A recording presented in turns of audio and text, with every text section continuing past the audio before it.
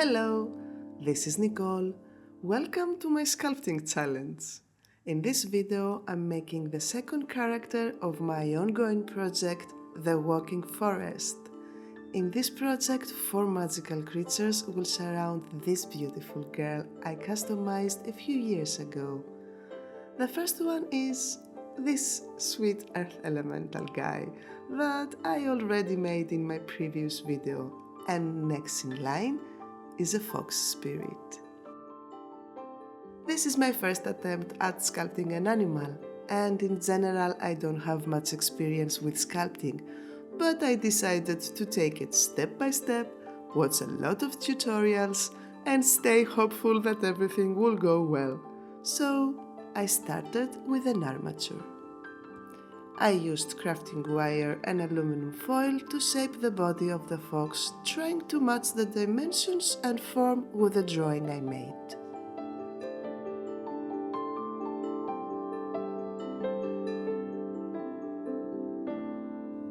And the challenge begins.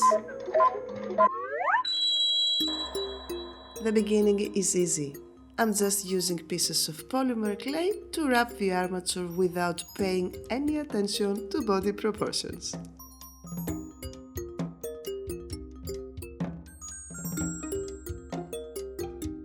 Now the difficult part starts, making this 4-legged something actually look like an animal. I proceeded carefully, adding small pieces of clay while looking at a ton of images to understand the form of a fox.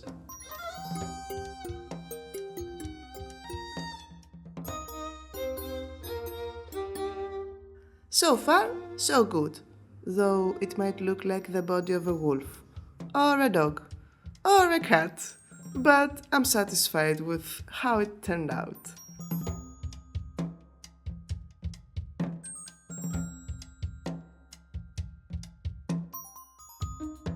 The troubles already began. The body is out of balance. I solved that by adding swing pins, so I'll be able to pin her onto an XPS foam base at the end. And it's time for the head.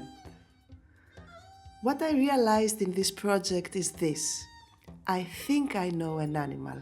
A fox, a dog, a horse. I can picture them clearly in my head, so I assume I know their shapes. Wrong. It doesn't work like that. I finally understand what I've heard many people say: you don't really know something until you draw it. Sculpt it, craft it, build it, whatever. It's true. I couldn't grasp all the small details in volume and shape until I started trying to recreate them. Once again, I relied on a lot of tutorials and reference images, and I had a great time making the head.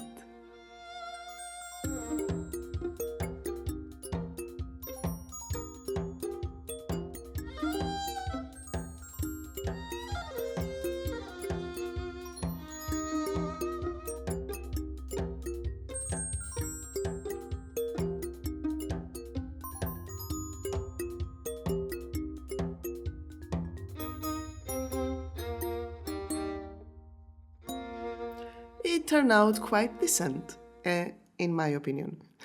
So I attached it to the rest of the body and added more clay to make it merge with the neck and chest.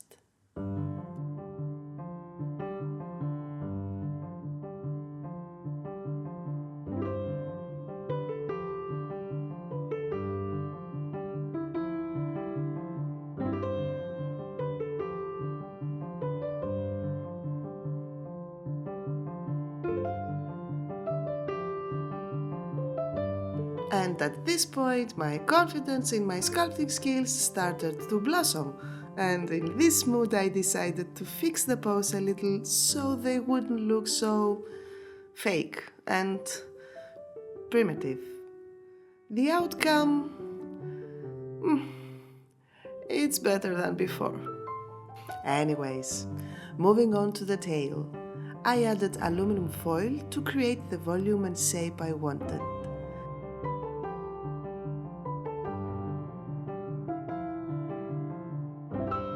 Then my partner joined me as we started adding stripes of clay to create the hair effect.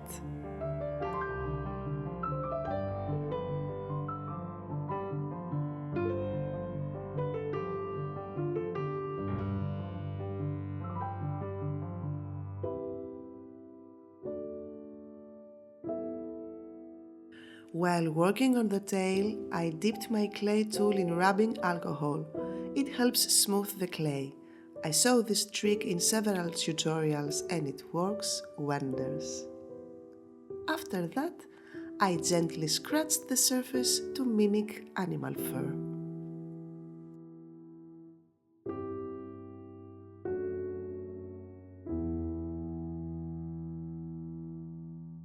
Back to the head and the eyes. My first decision was to leave the eye sockets empty, making her look a little more mysterious and unreal since she is a spirit. But I changed my mind and decided to give her pupils. I think it's better that way.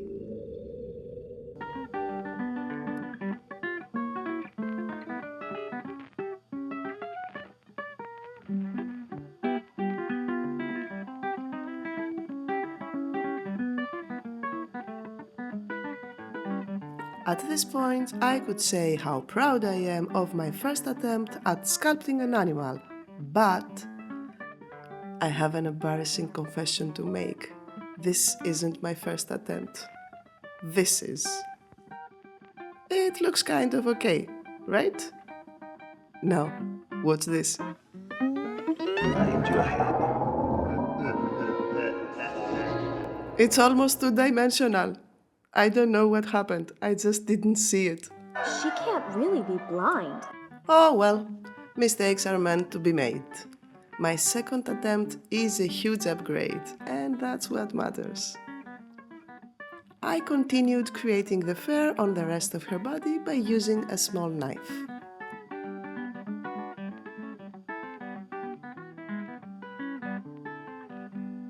Now let's step into the fairy tale. This fox is a magical creature, a forest spirit. I wanted to incorporate the essence of the forest into her appearance. So I chose to replace the thick fur on her chest with leaves.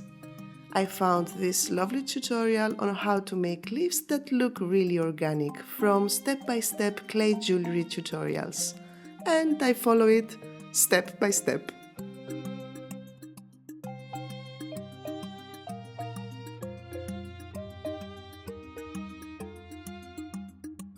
I made a bunch of them in different sizes and they turned out quite decent, I think. Then I started placing them on the fox. The idea is to create the fur volume around the neck and chest, so characteristic in foxes, using the leaves. Decorate the tail with just a few and leave the rest of the body as it is.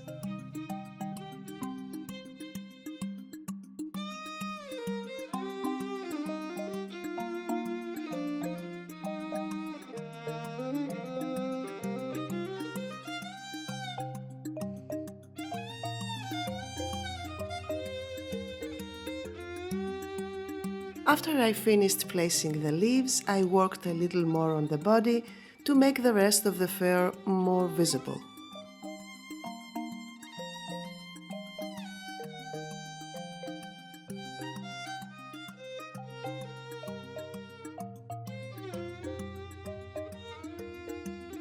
That was my original idea for the body, but at some point on the process I stumbled across these images. And I liked these ideas so much that I decided to copy them. Shame on me. But I got really inspired, and they fit so well with my concept. So I started sculpting some mushrooms, the type that you regularly find on tree trunks, and blending them into both sides of the body.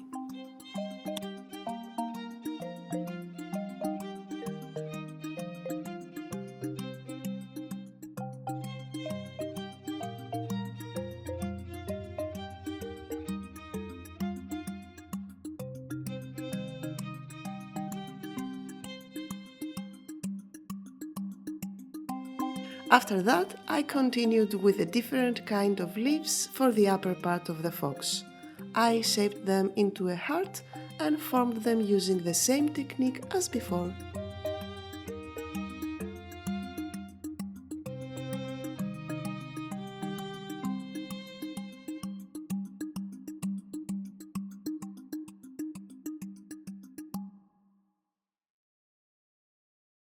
Once I finished, I baked them to make sure they'd keep their shape while working on the stems, and I started working on the stems. That was a nightmare, but I finally managed to create a small slot and attached pieces of wire using super glue to create the stems. Everything went well in the end.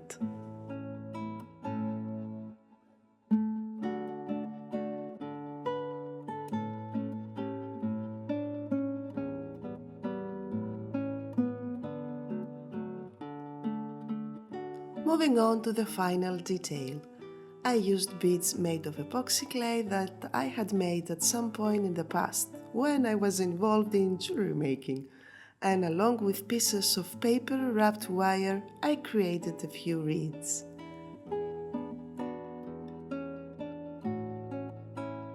I then placed them on the body of my fox to create the holes they would go into, and once I had my marks, removed them again. Now my little figure is ready for baking. And there she is, all baked and everything, and yes, I am very proud of her. It's time for painting. I first primed her with white acrylics, and then a series of wrong choices began. I started with base, added grey stripes, then brown stripes, more brown, then darker shades of brown, brown with purple, more purple, yellow for the mushrooms, shades of orange, and green for the leaves. Only to realize in the end that I didn't like it. This is a spirit fox, and all these warm colors grounded her too much. A spirit should be more airy, translucent. I found myself in deep thought. I couldn't fix this. I would have to start all over. The closest to transparent is white, so I decided to go with white, though I wasn't sure if it would work the way I wanted. Just having second thoughts. But I stayed hopeful and started again. This time I stayed in shades of white and light grey.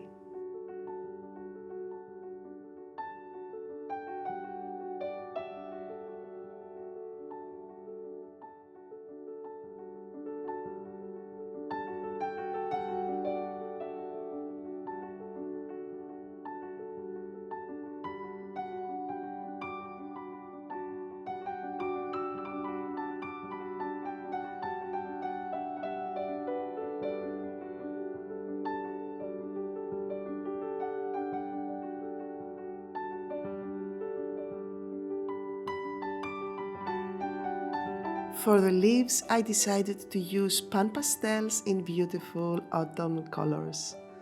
This time, I painted each leaf, moving from the center towards the tip, leaving the base white so that it blends better with the rest of her body. I want them to look like an extension of her fur, not as if they are just stuck on her. When I first had the idea to create a spirit fox for my enchanted forest, I knew that such creature existed in some mythologies, but I had no idea how many variations there were. You can find them in Japanese folklore as well in China, Korea, and Europe. In each culture they have different symbolism and characteristics. Some are tricksters, while others are wise and protective. My fox belongs to the second category.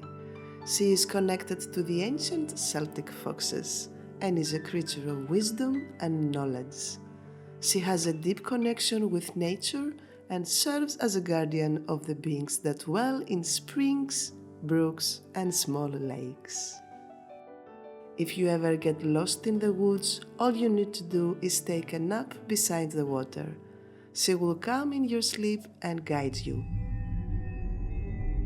When you wake up, you will be on the right path.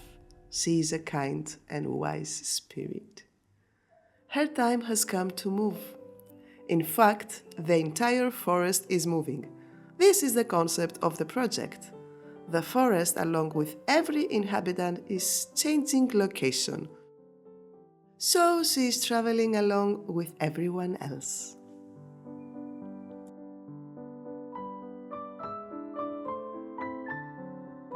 Reaching the end of this sub-project, I have to say that I'm very happy with how she turned out. This is the first time I've worked with polymer clay at such detailed level, and I think it went well. What do you think? Do you like my little fox? What version do you like? Please tell me in the comments, I'd love to know your opinion. And with that, my little fox spirit was complete.